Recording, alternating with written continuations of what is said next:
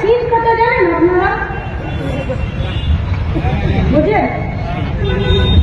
মানে বলুন, এই ঘরে ঢুকবে তো এই দেওয়ালের কোল দিয়ে একটা বড় গর্ত খুঁড়ে আর ঘরে ঢুকে যাবে সিট কেটে। আর ওই দিক থেকে পিতলের কলসি, বাটি, ঘটি, ঘরে যা দামি জিনিস আছে নিয়ে শুরু করে বেরিয়ে এদিক থেকে চলে যাবে। সকালে যখন ঘরের লোক উঠবে তখন দেখবে দেওয়ালে একটা বিরাট গর্ত করা আছে, সিট কেটে ঢুকে গেছিল। এরকম একদিন চোর ঢুকেছে আর ঘরের লোক বুঝে গেছে যে চোর ঢুকেছে।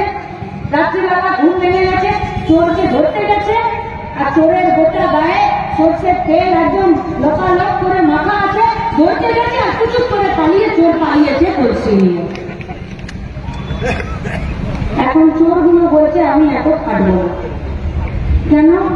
বলছে সর্ষের তেলের বহু দাম, গোটা গায়ে চাপচাপে করে সর্ষের তেল মাখার পয়সা না। বলছে কে রাত জেগে চুরি করতে যাবে, এত পরিশ্রম করতে পারবো না। কে বাবা সিট কাটতে যাবে, সিট কেটে ঢুকো আবার জিনিস নাও বেরো।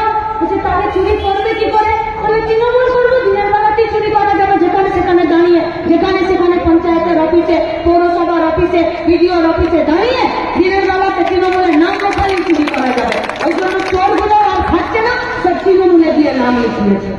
নমস্কার, আমি কৌশানী মুখোপাধ্যায়। নমস্কার, আমি মন্টু মল্লিক।